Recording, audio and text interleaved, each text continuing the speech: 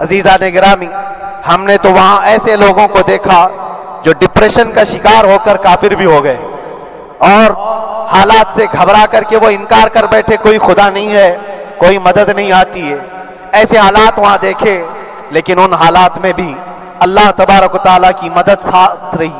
رسول پاک صلی اللہ تعالیٰ علیہ وسلم کا انعام و اکرام یہ تھا کہ جس طرح سے گئے تھے اسی طرح سے واپس بھی آئے،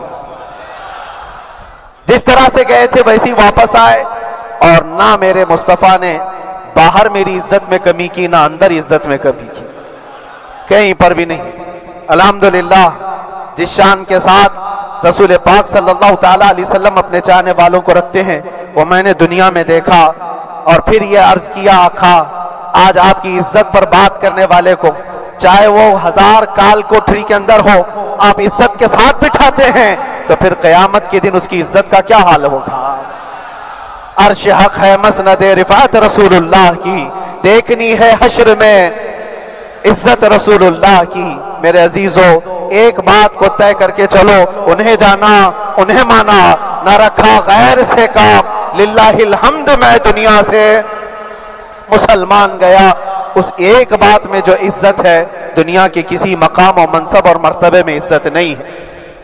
اور حالات دنیا انشاءاللہ میں سناتا رہوں گا، اللہ تبارک و تعالیٰ جب تک یہ زبان رکھا ہے حق بولتے رہیں گے اور سناتے رہیں گے، اور بھی حالات آپ کو انشاءاللہ العزیز آگے سناتے رہیں گے۔ لیکن آج خصوصیت کے ساتھ میں جمعہ کے لیے اسی لیے حاضر آیا کہ یہاں کے لوگ پل پل یاد کرتے رہے۔ حضرت مجھے ہر بار خبر دیتے کہ جب نماز سے فارغ ہو کر کے میں نکلوں تو مجھے لوگ پکڑ لیتے، کیا ہوا، اب کیا خبر ہے؟ تو جس قدر آپ کی بے چینی تھی، بے قراری تھی، میرے عزیزو مجھے بھی ملنے کی بے چینی اور بے قراری تھی، لیکن یہ ایک سٹیج تھا جس سے گزارا گیا ہے، ایک مقام تھا جس سے گزارا گیا۔ میں تو ایک نکما آدمی، میں تو ایک کم پڑا ہوا ہوں، لیکن آپ کو بزرگان دین کی اگر تاریخ پتہ ہو، امام اعظم ابو حنیفہ رضی اللہ تعالیٰ جن کو ناحق جیل میں رکھا گیا تھا، امام موسیٰ کاظم رضی اللہ تعالیٰ 7 سال تک قید میں رہے۔ یہ کون امام موسیٰ کاظم؟ جن کے دربار میں جانے کے لیے غوث اعظم عبد القادر جیلانی رضی اللہ تعالیٰ 4 کلومیٹر دور اپنی چپل اتار دیا کرتے تھے۔ امام موسیٰ کاظم کا وہ دربار ہے جن کو باب الحوائج کہا جاتا ہے۔ اس امام کو 7 سال تک بغیر کسی قصور کے قید میں رکھا گیا، اور حد تو یہ ہے کہ اسی قید خانے میں زہر دے کر کے آپ کو مارا گیا ہے۔ آپ کا جنازہ جیل سے نکلا تھا۔ امام احمد بن حنبل جن کو 5 لاکھ حدیثیں یاد ہیں نبی پاک صلی اللہ تعالیٰ علیہ وسلم کی، بغداد کے سر بازار آپ کو ننگی پیٹھ پر کوڑے مارے گئے۔ آپ کو اندازہ ہے بزرگان دین کی ایک لمبی فہرست ہے۔ جب میں وہاں گیا تھا تو ایک بزرگ کی بڑی یاد آئی، وہ تھے حضرت مجدد الفیسانی رضی اللہ تعالیٰ۔ اکبر جیسے ڈکٹیٹر کے سامنے، اس زمانے کے سب سے بڑے ڈکٹیٹر بادشاہ کے سامنے آپ نے حق بات کا اعلان کیا تھا۔ مجدد الفیسانی رحمۃ اللہ تعالیٰ علیہ نے فرمایا تھا کہ اسلام نام سے جو دین ہوگا وہ محمد عربی کا لایا ہوا ہی دین ہوگا، کسی اور بادشاہ کا بنایا ہوا نہیں ہوگا۔ اس بات پر آپ کو قید میں ڈالا گیا تھا، 8 سال تک قید میں رکھا گیا۔ 8 سال میں بادشاہ مر بھی گیا، بیٹا بادشاہ بنا، لیکن کسی نے آ کر جہانگیر کے سامنے یہ بات رکھی کہ آپ کے باپ نے جس مولانا کو قید میں ڈالا تھا گوالیار کی جیل میں، 8 سال میں جیل کا نقشہ بدلا ہوا ہے۔ تو بادشاہ نے پوچھا ہوا کیا ہے؟ کہا کہ اس مولانا نے 8 سال میں تقریباً 700 قیدیوں کو عالم بنا دیا ہے۔ درس حدیث، درس تفسیر، قرآن کا علم، نمازیں جماعتوں سے وہاں اس طرح ادا ہوتی ہیں جیسے لگتا ہے گنبد خضرا کی چھاؤں میں ہے۔ رب تبارک و تعالیٰ کا یہ احسان عظیم تھا۔ ان 8 مہینوں میں بحمدہ تعالیٰ میں نے اپنی لائف میں کبھی اتنی امامت نہیں کی تھی جتنی وہاں امامت کیا، اس لیے کہ پابندی نہیں ہو پاتی۔ جب امام رہا مسجد میں چھٹیاں ہوا کرتی تھی، ادھر ادھر آنا جانا، لیکن وہاں پر کبھی کسی نماز میں چھٹی نہیں ہوئی، اور امامت اللہ تبارک و تعالیٰ کو جہاں لینا ہے وہاں لیتا رہے۔ اور مجھے اس بات کا تھوڑا قلق تھا، 24 سال سے میں تراویح سنا رہا تھا، 24 سال 24 تراویح ہو چکی تھی، رمضان المبارک کا 24 گزر چکے تھے، 25واں سال تھا، ظالموں نے مجھے رمضان سے پہلے اندر کر دیا۔ بار بار یہ خواہش ہوتی تھی کہ میری تراویح چھوٹنے نہ پائے، 25ویں تراویح ہے، 25ویں محراب ہے، لیکن رب تبارک و تعالیٰ کا احسان، اندر موجود سارے مسلمانوں نے یہ مطالبہ کیا کہ ہم یہاں جماعت سے تراویح قائم کریں گے، اور اب تک لوگ الم تری کیف والی تراویح کبھی کبھار پڑھ لیا کرتے ہیں، لیکن سارے لوگوں نے مل کر کے یہ اتفاقاً کہا کہ ہم پورا قرآن آپ سے سننا چاہتے ہیں۔ کیسے کیسے قیدی تھے، کیسے کیسے کرائم والے تھے۔ میں نے کہا آج میں ایک دن پڑھاتا ہوں، ایک پارہ پڑھوں گا، آپ کو اگر لگے تو بتا دینا، بھاری پڑ جائے، کیونکہ لوگ سارے کرمنل ہیں اور کئی طرح کے جرائم کیے ہوئے لوگ، نماز دین سے کہاں زیادہ رشتہ، کہاں ہو سکتا ہے یہ گھبرا کر بھاگ جائیں۔ ایک دن پڑھاؤں گا، اگر آپ کو لگے تو بول دینا، نہیں تو کل سے الحمد للہ۔ پہلے دن تراویح پڑھائے، دوسرے دن سارے لوگوں نے کہا آپ نے ایک پارہ پڑھایا ہے، سحری تک بھی پڑھائیں گے تو انشاءاللہ کھڑے رہیں گے۔ یہ جو استقامت، یہ ساری چیزیں دلوں کا جمع ہونا اور ہماری طرف دلوں کو پھیر دینا بغیر اللہ کی مدد کے نہیں ہوتا، رسول پاک صلی اللہ تعالیٰ علیہ وسلم کے کرم و احسان کے بغیر نہیں ہوتا۔ وہ تراویح بھی پڑھتے رہے، تفسیر قرآن بھی سنتے رہے اور قرآن کی تعلیم بھی لیتے رہے۔ پھر مجھے اندازہ یہ ہوا کہ رب تبارک و تعالیٰ کی منشا یہ تھی کہ ہماری تراویح کی محراب کی سلور جبلی جیل کے اندر ہو جائے۔ مجھے اس بات کا کوئی قلق نہیں رہا کہ میری کوئی چیز چھوٹ گئی ہے۔ ہاں، عید، بقرعید، محرم، یہ تمام چیزیں لوگوں کی یاد تو رہتی، رشتہ دار، احبا، اقربا کی یاد، لیکن اللہ کی مرضی، میرا رب تبارک و تعالیٰ جو پسند کرے اس میں ہم راضی ہیں۔ اگر مولا یہ چاہتا ہے کہ میں تنہا پڑھوں تو اس کی رضا میں ہم راضی ہیں، اگر وہ چاہتا ہے کہ مجمع ہزاروں میں ہم نماز ادا کریں تو اس کی مرضی پر ہم قائم ہیں۔ عزیزان گرامی وقار، صبر اور سکون کے ساتھ جو حالات گزرے، اس میں سب سے بڑا کردار آپ سب کی دعاؤں کا ہے، سب کی دعاؤں کا۔ مشائخ، سارے پیران اعظام، تمام سلاسل کے اور ہر مسجد کے امام اپنے محراب اور منبر سے جو دعا کرتے رہے، یہ سارا ذخیرہ میرے لیے اتنا بڑا ہے جس کو میں بیان نہیں کر سکتا۔ ہر ایک کی جانب سے دعائیں، عورتوں، بچوں کی طرف سے منتیں، روزے، نہ جانے کیا کیا کر لیا۔ پھر مجھے اندازہ ہوا کہ صرف اپنے آرام اور اپنے راحت کے لیے پھڑپھڑانے سے کچھ نہیں ہوگا۔ رب تبارک و تعالیٰ یہ چاہتا ہے کہ پوری امت مل کر کے اس فقیر کے لیے دعا کرے، اور اللہ تعالیٰ کو جب تک منظور تھا تمہاری دعائیں ہوتی رہی۔ بعض لوگوں کو یہ خیال بھی آیا، کچھ میرے احبا، اقربا، رشتہ داروں نے بھی کہا اتنی ساری دعائیں ہوئی، اتنی ساری دعائیں ہوئی، قبول کیوں نہیں ہوتی؟ ایک بات یاد رکھو، پوری دنیا مل کر کھڑے ہو کر دعا کرے، اللہ کی قدرت پر کوئی کام کرنا واجب نہیں ہے، اللہ پر کوئی چیز واجب نہیں ہے۔ اگر وہ اپنے فضل سے عطا کر دے تو اس کا احسان ہے، اس کا احسان ہے۔ اب چاہے وہ سال بھر میں قبول کرے کہ 5 سال میں قبول کرے، ایک بات یاد آتی ہے میرے عزیزوں، ہماری قید تو 8 مہینے کی ہوگی، ان بزرگان دین کی قید 8 سال، 7 سال۔ امام محمد بن حسن عسکری 20 سال تک قید میں رہے، 20 سال تک اندر سلاخوں کے پیچھے بند رکھا گیا۔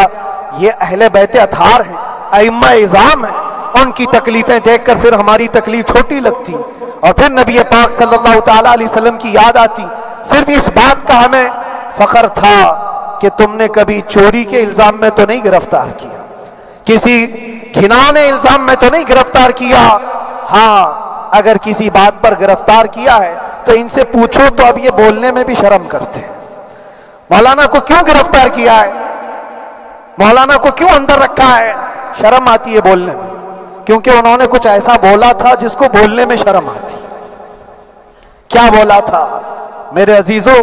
یہ ایک الگ کہانی ہے، ابھی میں اس پر کچھ گفتگو نہیں کرتا، اس لیے کہ ہر ایک کو یاد ہو چکی ہے، ہر ایک کو یاد ہے۔ میں اس کہانی کی طرف نہیں جاتا، لیکن اتنا مجھے آج اس ملک میں رہتے ہوئے احساس ہے کہ ابھی بھی انصاف ختم نہیں ہوا ہے۔ انصاف پوری طرح ختم ہو جائے تو اللہ کا عذاب آ جائے گا، اللہ کا عذاب آ جائے گا۔ چند لوگ ناانصافی کر سکتے ہیں، لیکن پوری کی پورے روئے زمین پر رہنے والے انسان ناانصافی کرے، ایسا نہیں ہوتا۔ ہمارے حق میں سپریم کی طرف سے جو انصاف آیا ہے، ہمارے دل میں اس قدر جگہ ہے آج، اور اس قدر احساس ہے کہ ہمیں یہ اندازہ آج بھی ہوتا ہے کہ چاہے کچھ بھی ہو جائے لیکن انصاف پوری طرح سے مر نہیں سکتا، انصاف پوری طرح سے مر نہیں سکتا۔ یہ ہمارا ملک عزیز ہندوستان کسی خاص آدمی کے ٹھیکیداری میں نہیں ہے، سبھی کا خون شامل ہے یہاں کی مٹی میں، کسی کے باپ کا ہندوستان تھوڑی ہے، ہمارا بھی ہے، آپ کا بھی ہے، سب کا بھی ہے۔ اور میرے عزیزو پتہ نہیں، یہ بھی شاید راحت اندوری صاحب کا شعر ہے، اور اس سے پہلے بھی کچھ بولا تھا، وہ بھی ان کا ہی تھا، تو ڈینجر ہی ہوا کرتا ہے۔ اللہ تبارک و تعالیٰ آپ سب پر فضل فرمائے، کرم فرمائے۔ جو چیز خاص طور پر بولنی ہے وہ یہ ہے، ان حالات سے آج جو گھبرائے ہوئے ہیں یہ وہ لوگ ہیں جو عیش پرست ہیں۔ میں کسی کو خاص ٹارگٹ کر کے نہیں کہنا چاہتا، لیکن بہت سارے وہ لوگ جو اثر و رسوخ رکھتے ہیں لیکن وہ آگے آنا نہیں چاہتے۔ دین اسلام پر حملے ہوں، حضور پاک کی عزت پر حملہ ہو، کسی کو بولنا نہیں ہے، کیونکہ پتہ ہے دیکھو اس مولانا کو کس طرح کی ہے، اسی طرح دوسروں کو بھی کر دیا جائے۔ جو کمفرٹ زون میں بیٹھنے کے عادی ہو گئے وہ اپنا ایریا چھوڑ کر ہٹنا نہیں چاہتے۔ اگر میں کچھ کہوں گا حضور پاک صلی اللہ تعالیٰ علیہ وسلم کی ناموس کے لیے تو میرا عیش خطرے میں آ جائے گا۔ اکثر کی یہی سوچ ہے، میرا تو اپنا دھندا ہے، میرا بزنس ہے، میرے بیوی بچے ہیں، ہو سکتا ہے مولانا کو کسی چیز کی فکر نہیں ہوگی۔ آپ کو میں بتاؤں، آپ کو اندازہ نہیں ہمارے دل میں ہمارے بچوں کی کتنی محبت ہے۔ میرے بھی چھوٹے سے بچے ہیں، جب وہ جیل کی سلاخوں کے سامنے آ کر آنسو بہاتے تھے تو دل پر چھریاں چلتی تھی۔ وہ بچے جو ہمیشہ ہمارے سینے پر سوتے رہے، آج میں ان کو چھو بھی نہیں سکتا۔ جب وہ سلاخوں کے پیچھے کھڑے ہو کر دور سے رو کر کے چلے جاتے 15 منٹ، تو کیا ہمارے دل میں بچوں کی محبت نہیں؟ کیا ہمارے گھر بار نہیں، ہماری بہنیں، ہمارے بھائی، ہماری ماں نہیں؟ کتنے تو دن ایسے ہوئے کہ میری ماں کو دورے پڑتے رہے یاد کے لیے، تو کیا وہ ہمارے اوپر کیفیت نہیں آتی کہ ہم خامخواہ یہ مصیبت کیوں مول لی؟ میری بیٹی تو جھگڑا کرتی اس بات کو کہ کیوں آپ اکیلے ہو، بہت سارے لوگ ہیں سب کا خیال کرتے ہوئے، لیکن میرے عزیزو یہ ان کی اپنی محبت ہے، سارا ایک پریوار اور اس سے زیادہ میرے شاگردوں کی ایک دنیا ہے۔ کتنے ایسے ہیں میں جانتا ہوں کہ 8 مہینے تک نرم غذا نہیں کھائی میرے ان بچوں نے، میں جانتا ہوں ان کا صرف یہ خیال تھا کہ اندر پتہ نہیں جیل میں آپ کیا کھا رہے ہوں گے، ہم یہاں نرم غذا نہیں کھائیں گے، گوشت مچھلی نہیں کھائی، حالانکہ یہ کوئی چیز تمہارے اوپر واجب نہیں تھی۔ یہ حالات میں اس لیے بتا رہا ہوں میرے عزیز، کسی کے وہم و گمان میں اگر یہ ہے تو نکال دے کہ میرے آس پاس کچھ نہیں ہے، میں کسی کو چاہتا نہیں، یا میرے ساتھ محبتیں نہیں ہیں۔ کثرت سے محبت کرنے والے لوگ ہیں میرے پاس، میرے ان بھائیوں کی اور میرے بہنوں کی، میرے گھر والوں کی محبت تو ایسی ہے کہ ان کے گھروں کے بچوں کے معاملات بھی بغیر مجھ سے پوچھے نہیں ہوتے۔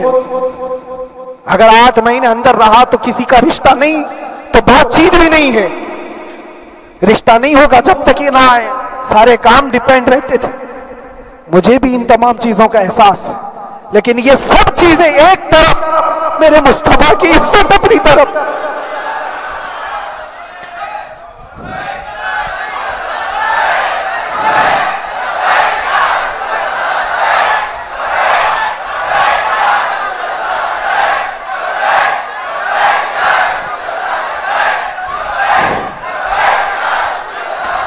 میرے عزیزوں، ہر ایک کے آنسوں کے قطرے میں نے دیکھے، بھائیوں کے، بہنوں کے، میرے پاس ملنے کے لیے میرے جو شاگرد آتے ان کے، یہ اکثر جب جیل کی دیوار پر آ کر کھڑے ہوتے، ان کی آنکھیں لال، یہ آنسو بہاتے 15 منٹ ملاقات کر کے چلے جاتے۔ آپ کو کیا اندازہ ہے اندر کے حالات ایک دن 1 سال کے برابر لگنے لگتا ہے، گھٹتے رہتے، لیکن ایک بات کا احساس بار بار ہوتا کہ یہ ساری محبتیں ایک طرف ہے، لیکن ہم جس کے لیے کھڑے ہوئے ہیں اس کی محبت میں کوئی سمجھوتا نہیں۔